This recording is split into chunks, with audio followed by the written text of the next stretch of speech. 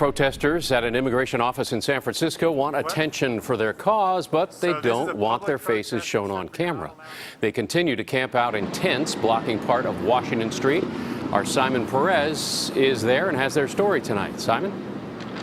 Alan, the protesters say they are determined to stay here for as long as it takes to get rid of ICE. But that absolute attitude, nothing less than no ICE, does not play well in the rest of the country.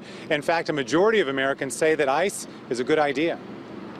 The politics of the Bay Area, as you know, have a lot to do with the sanctuary movement and resistance to immigration enforcement.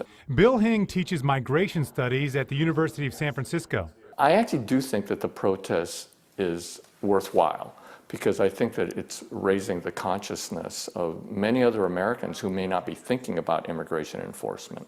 But the Americans who are already thinking about it don't agree with the protesters. Look at these numbers from last month's Harvard University national poll on immigration.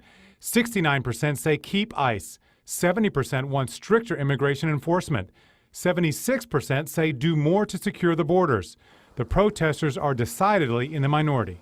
I think that they're going to run up into some political realities that the vast majority of politicians likely will not go there. The protest in front of the San Francisco federal immigration offices began on one side of the street on Monday, but has now spread to all of Washington Street. It's blocked to traffic. The San Francisco Police Department won't say for how long it will allow a city street to be shut down, only that it is monitoring the situation. This afternoon, there was no police car on the scene. Even though this is on a public street, the protesters demanded they not appear on camera. Your right to film you is subject to our consent.